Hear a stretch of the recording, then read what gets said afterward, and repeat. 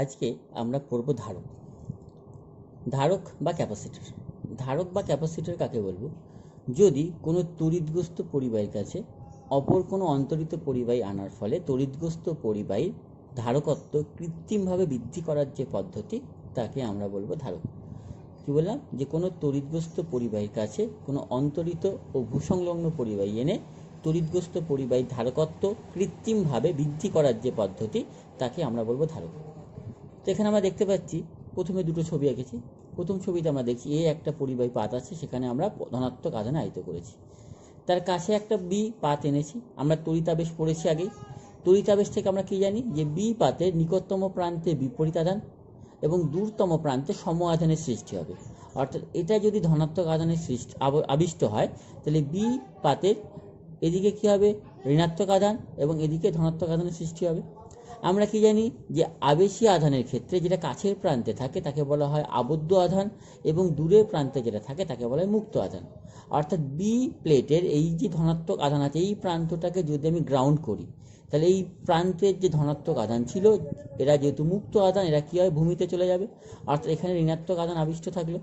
এই ঋণাত্মক আধান কি করবে? এর ধনাত্মক আধানের দরুন যে বিভব, সেই বিভবকে হ্রাস করবে। ফলে এই পরিবাহীর ধারকত্ব কী হবে? বৃদ্ধি হবে। কারণ আমরা কি জানি? ধারকত্ব সি সমান সমান কিউ বাই ভি।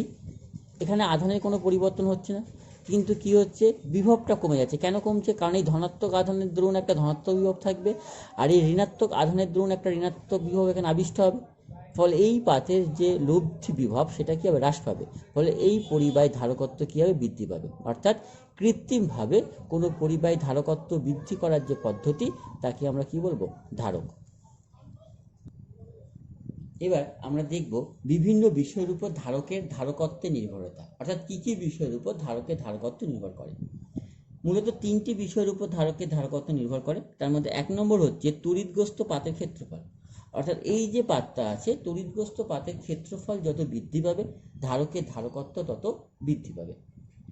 দুই নম্বর হচ্ছে পরিবাহী পাত দুটির মধ্যবর্তী দূরত্ব। পরিবাহী পাত দুটির মধ্যবর্তী দূরত্ব যত বৃদ্ধি পাবে, ধারকের ধারকত্ব তত হ্রাস পাবে। তিন নম্বর পয়েন্টে আছে পরিবাহী পাত দুটির মধ্যবর্তী মাধ্যমের প্রকৃতি।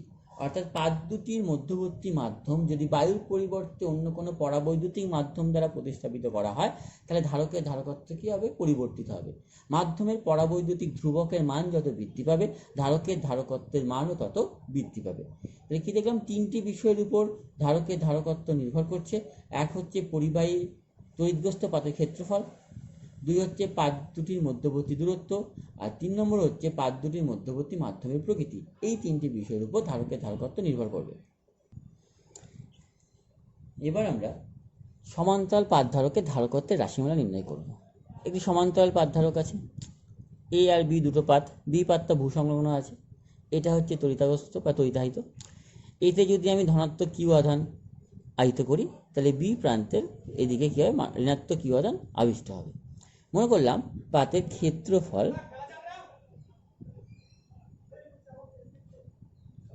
ক্ষেত্রফল হলো আলফা। সুতরাং আধানের তলমাত্রিক ঘনত্ব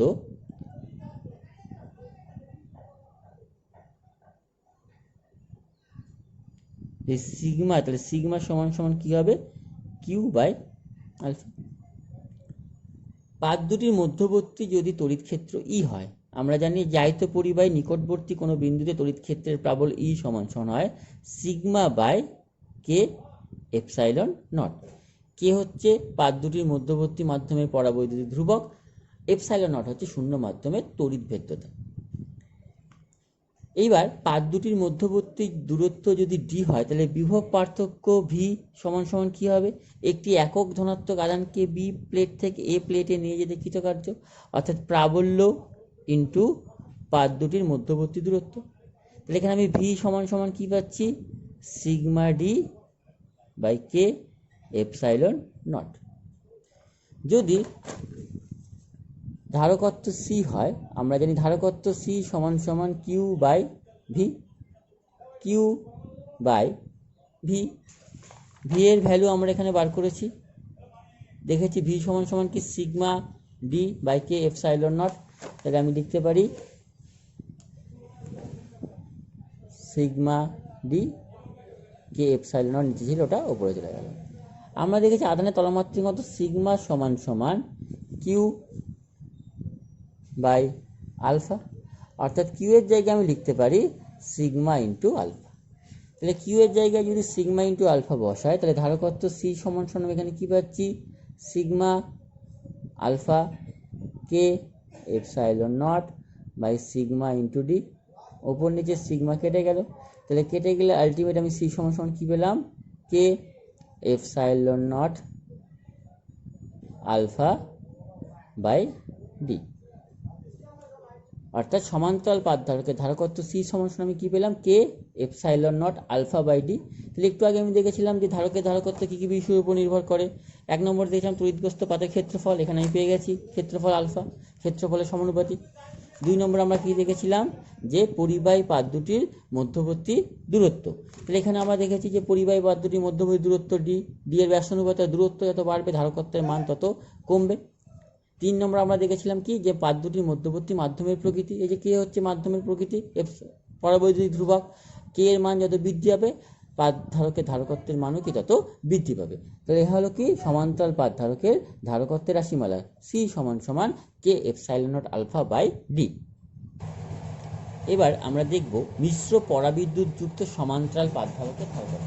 অর্থাৎ যদি কোনো পাত ধারকের মাঝখানে আমরা কি দেখি, একটি মাধ্যম না থেকে দুটো মাধ্যম থাকে, সেক্ষেত্রে ওই পাত ধারকের ধারকত্ব কী হবে। এখানে আমরা সমান্তরাল পাত ধারক নিয়েছি যার পাত দুটির মধ্যবর্তী দূরত্ব হচ্ছে ডি। আমি মনে করলাম কি, যে টি বেদের একটা পরাবৈদ্যুতিক ধ্রুবক নিয়েছি যার পরাবৈদ্যুতিক ধ্রুবকের মান হচ্ছে Q1। অবশিষ্ট অংশ ডি মাইনাস টি বেদের একটা মাধ্যম রেখেছি যার পরাবৈদ্যুতিক ধ্রুবক হচ্ছে K2। অর্থাৎ এই যে অংশটা আছে এর জন্য তড়িৎ ক্ষেত্রের প্রাবল্য যদি E1 হয় তাহলে E1 সমান সমান কী পাবো, sigma by K1 epsilon not. এই অংশের জন্য যদি তড়িৎ ক্ষেত্রের প্রাবল্য E2 হয় তাহলে আমরা কী পাবো, sigma by K2 epsilon not. এইবার পাত দুটির মধ্যবর্তী বিভব যদি ভি হয় তাহলে ভি সমান সমান কী হবে, এই অংশের দরুন কৃতকার্য প্লাস এই অংশের দরুন কৃতকার্য, এই দুটো সমষ্টি। অর্থাৎ E1 into T plus E2 into D minus T. তাহলে ভি সমান সমান আমি কী পাচ্ছি এখানে, sigma T by Q1 epsilon naught plus sigma D minus T by K2 epsilon naught. অর্থাৎ যদি সমান্তরাল পাত ধারকের ধারকত্ব সি হয় তাহলে আমি কি জানি, সি সমান সমান কিউ বাই ভি। কিউ মানে হচ্ছে সিগমা ইন্টু আলফা, নিচে ভি, ওপরের দুটোতেই সিগমা আছে, আমি সিগমা কমন নিলাম। কমন নিলে এখানে পড়ে থাকছে T by K1 epsilon naught plus epsilon নটটাও কমন নিলাম, Q1 plus D minus T by K2। Sigma কেটে গেল, তাহলে সি সমান সমান আমরা কী পাচ্ছি, আমরা পাচ্ছি epsilon naught alpha by T by Q1 plus D minus T by K2। তাহলে এটা কী হলো, মিশ্র পরাবিদ্যুৎযুক্ত সমান্তরাল পাত ধারকের ধারকত্বের রাশিমালা। যদি আমি ধরি যে প্রথম যে K1 সমান সমান যদি আমি ধরি কে এবং K2টাকে যদি ধরি বায়ু মাধ্যম, তাহলে বায়ুর ক্ষেত্রে কী হয়, পরাবৈদ্যুতিক ধ্রুবক হয় 1। K2 সমান সমান যদি 1 ধরি তাহলে আমরা পাবো কি, সি সমান সমান epsilon naught alpha by T by K plus D minus T. অর্থাৎ সি সমান সমান আমরা কী পাবো, epsilon naught alpha by D minus, এই দুটো থেকে আমি টি যদি কমন নিই তাহলে কী পড়ে থাকবে, 1 মাইনাস 1 বাই কে।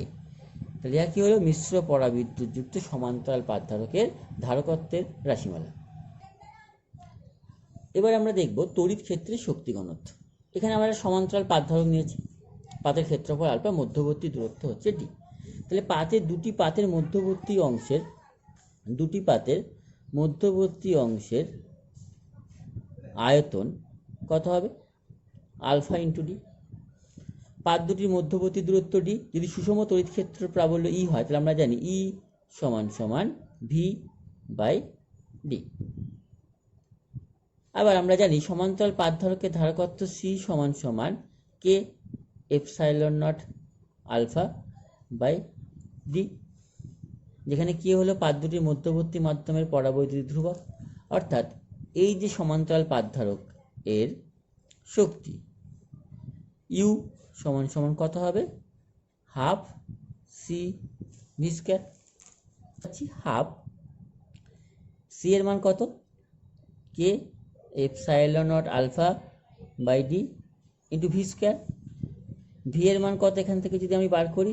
ভি সমান সমান ই ইন্টু ডি, অর্থাৎ ই স্কয়ার ইন্টু ডি স্কয়ার।